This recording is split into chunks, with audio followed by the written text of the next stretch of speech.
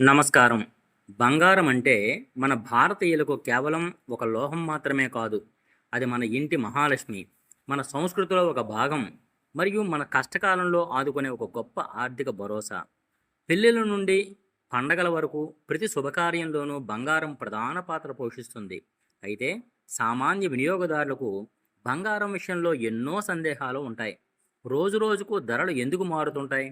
ఒకే నగరంలో షాపుకు ధర తేడా ఎందుకు వస్తుంది? అసలు ఈ ధరలను ఎవరు నిర్ణయిస్తారు అని. దుబాయ్ బంగారం విషయంలో ఉన్న క్రేజ్ ఏమిటి?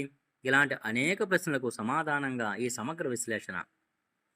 భారతదేశంలో బంగారం ధర ప్రతిరోజు మారుతుండడానికి ప్రధాన కారణం మన అవసరాలకు కావలసిన బంగారంలో దాదాపు 80% నుండి 90% వరకు ఇతర దేశాల నుండి దిగుమతి చేసుకోవడమే ప్రధాన కారణం. అంతర్జాతీయ మార్కెట్లో బంగారం ధర అనేది లండన్ బులియన్ మార్కెట్ అసోసియేషన్ మరియు అమెరికాలోని కామెక్స్ వంటి ప్రధాన ఎక్స్చేంజీల ద్వారా నిర్ణయించబడుతుంది. లండన్ మార్కెట్లో ప్రతిరోజు 2 సార్లు ఉదయం మరియు మధ్యాహ్నం జరిగే వేలం ద్వారా ప్రపంచవ్యాప్త ప్రామాణిక ధర స్థిరపడుతుంది. ఈ ధర ప్రధానంగా డాలర్ల రూపంలో ఉంటుంది. ఇక్కడే మన రూపాయి విలువ కీలకంగా మారుతుంది. అంతర్జాతీయ బంగారం ధర పెరగకపోయినా అమెరికన్ డాలర్తో పోలిస్తే భారత రూపాయి విలువ తగ్గితే, కరెన్సీ బలహీనపడితే మనం దిగుమతి చేసుకునే బంగారం ఖరీదు పెరుగుతుంది. తద్వారా స్థానిక మార్కెట్లో ధరలు పెరుగుతాయి. మన దేశంలో ఈ రోజువారీ ధరలను మరి ఎవరు నిర్ణయిస్తారు అనే విషయానికి వస్తే, దీనికి Indian bullion and jewellers association ప్రధాన బాధ్యత వహిస్తుంది. ఇది దేశంలోని అతిపెద్ద పసిడి వ్యాపారుల సమూహం. వీరు ప్రతిరోజు దేశంలోని 10 అతిపెద్ద బంగారు డీలర్ల నుండి కొనుగోలు మరియు విక్రయదారుల కోట్లను సేకరిస్తారు. ఈ ధరల సగటును తీసుకొని దానికి దిగుమతి సుంకాలు మరియు స్థానిక పన్నులను కలిపి రోజువారీ ప్రామాణిక ధరను ప్రకటిస్తారు. అయితే ఈ ధర అనేది కేవలం ప్రాథమిక సూచిక మాత్రమే. దీనికి అదనంగా వివిధ నగరాల్లోని స్థానిక జ్యువెలర్స్ అసోసియేషన్లు, ఉదాహరణకు హైదరాబాద్, విజయవాడ లేదా విశాఖపట్నం అసోసియేషన్లు, రవాణా ఖర్చులు మరియు స్థానిక డిమాండ్ను బట్టి స్వల్ప మార్పులు చేస్తాయి. వినియోగదారులు గమనించే మరో ముఖ్యమైన అంశం ఏంటంటే, ఒకే నగరంలోని వివిధ షోరూముల్లో ధరలు వేరువేరుగా ఉండడం. దీనికి ప్రధానంగా 3 కారణాలు ఉన్నాయి. మేకింగ్ ఛార్జీలు అంటే తయారీ ఖర్చులు, వేస్టేజ్ అంటే తరుగు, మరియు జిల్లింగ్ మార్జిన్లు. బంగారం ధరను లెక్కించేటప్పుడు సాధారణంగా 2 పద్ధతులు ఉంటాయి. కొన్ని పెద్ద కార్పొరేట్ సంస్థలు ప్రామాణిక ధరను కాస్త ఎక్కువగా చూపిస్తూ మేకింగ్ ఛార్జీల్లో డిస్కౌంట్ ఇస్తున్నట్లు ప్రకటిస్తాయి. మరికొన్ని చిన్న చిన్న దుకాణాలు మార్కెట్ ధరనే చూపిస్తూ మేకింగ్ ఛార్జీలు మరియు తరుగును వేరుగా లెక్కిస్తాయి.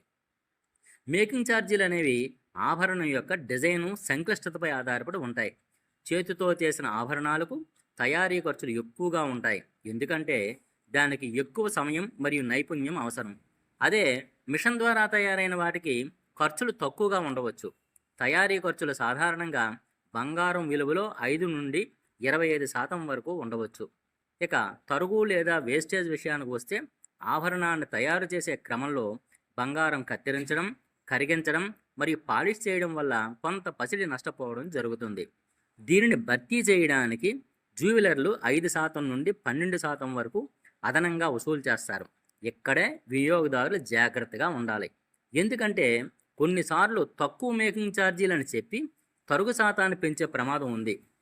బంగారం బిల్లును ఎలా లెక్కించాలంటే, ఒక ఆభరణం కొనేటప్పుడు తుది ధరను లెక్కించడానికి ఒక ప్రామాణిక సూత్రం ఉంది. దీనిని అర్థం చేసుకోవడం వల్ల మీరు ఎంత చెల్లిస్తున్నారో స్పష్టంగా తెలుస్తుంది. తుది ధర అంటే బంగారం బరువు ఇంటూ గ్రాము ధర ప్లస్ తయారీ ఖర్చులు ప్లస్ తరుగు ప్లస్ జిఎస్టీ 3%. గమనించాల్సిన విషయం ఏమిటంటే, జిఎస్టీ అనేది కేవలం బంగారం విలువ మీద మాత్రమే కాదు, మేకింగ్ ఛార్జీల మీద కూడా కలిపి లెక్కిస్తారు. మీరు ఏదైనా స్టోన్ జ్యువెలరీ, రాళ్ళు పొదిగిన నగలు కొంటున్నప్పుడు రాళ్ల బరువును బంగారం బరువు నుండి మినహాయించమని కోరాలి. లేదంటే రాళ్లకు కూడా బంగారం ధర చెల్లించాల్సి వస్తుంది. ఇంకా దుబాయ్ బంగారం ఎందుకు అంత క్రేజు? దుబాయ్ బంగారానికి ప్రపంచవ్యాప్తంగా మంచి పేరు ఉండడానికి ప్రధాన కారణం దాని ధర మరియు నాణ్యత. దుబాయ్లో పసిడి ధరలు మన దేశంతో పోలిస్తే సుమారు 5% నుండి 7% వరకు తక్కువగా ఉంటాయి. దీనికి గల ప్రధాన కారణాలను విశ్లేషిస్తే, దుబాయ్ అనేది ఒక అంతర్జాతీయ వాణిజ్య కేంద్రం. అక్కడ బంగారం దిగుమతిపై సుంకాలు చాలా తక్కువగా ఉంటాయి. భారతదేశంలో 6% దిగుమతి సుంకం ఉంటే 3% జీఎస్టీ వంటి పన్నులు ఉండడం వల్ల ఇక్కడ ధర ఎక్కువగా ఉంటుంది. నాణ్యత విషయానికి వస్తే దుబాయ్లో విక్రయించే ప్రతి ఆభరణం కఠినమైన ప్రభుత్వ పర్యవేక్షణలో ఉంటుంది.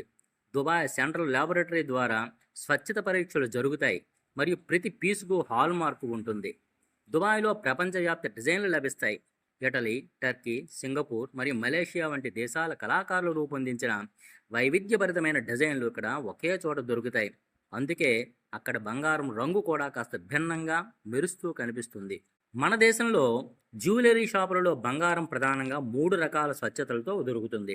వీటిని క్యారెట్లలో కొలుస్తారు. 24 క్యారెట్ ఇది 99.9% స్వచ్ఛమైన బంగారం. ఇది చాలా మెత్తగా ఉంటుంది కాబట్టి దీనితో ఆభరణాలు చేయడం కష్టం. దీనిని ప్రధానంగా నాణేలు మరియు బిస్కట్ల రూపంలో పెట్టుబడి కోసం ఉపయోగిస్తారు.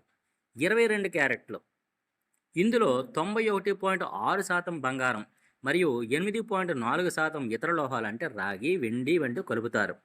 మన దేశంలో ఆభరణాల తయారీకి ఇది అత్యంత అనువైనది. 18 క్యారెట్ ఇందులో 75% బంగారం ఉంటుంది. డైమండ్స్ మరియు ఇతర రత్నాలను పొదిగే ఆభరణాలను దీన్ని ఉపయోగిస్తారు. ఎందుకంటే ఇది రాళ్ళను గట్టిగా పట్టుకోవడానికి కావలసిన బలాన్ని ఇస్తుంది. ఇవి కాకుండా 14 క్యారెట్ల బంగారం కూడా ఇప్పుడు వాడుకలోకి వస్తోంది. ముఖ్యంగా నిత్యం ధరించే చిన్న ఆభరణాల కోసం దీనిని వాడుతున్నారు. మీరు కొనే బంగారం స్వచ్ఛమైనదే అని తెలుసుకోవడానికి బిఐఎస్ హాల్ మార్కు ఏకైక మార్గం. 2023 నుండి కేంద్ర ప్రభుత్వం ప్రతి ఆభరణంపై 6 అంకెల హెచ్యుఐడి అంటే hall mark unique identification number ఉండటాన్ని తప్పనిసరి చేసింది. ఇది ఒక ఆల్ఫా న్యూమరికల్ కోడ్. మీరు కొన్న నగపై ఈ కోడ్ ఉంటే మీరు బిస్కేర్ యాప్ ద్వారా ఆ నగ యొక్క పూర్తి వివరాలను, అది ఎప్పుడు మరియు ఏ ల్యాబ్లో టెస్ట్ చేయబడిందో తనిఖీ చేయవచ్చు. ఇది వినియోగదారులను మోసాల నుండి కాపాడుతుంది.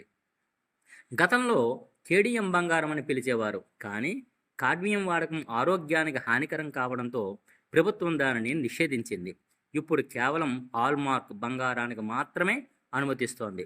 బంగారం కొనుగోలు చేసేటప్పుడు కేవలం ధరనే కాకుండా నాణ్యతను కూడా గమనించండి. ఎప్పుడూ హాల్మార్క్ ముద్ర ఉన్న నగలను మాత్రమే కొనండి. బిల్లులో మేకింగ్ ఛార్జీలు, తరుగు మరియు జీఎస్టీ వివరాలను విడివిడిగా అడిగి తెలుసుకోండి. వీలైతే పెళ్లిళ్ళ సీజన్ కంటే ముందే బంగారం కొనుగోలు చేయడం వల్ల అధిక డిమాండ్ సమయంలో పెరిగే ధరల నుండి తప్పించుకోవచ్చు.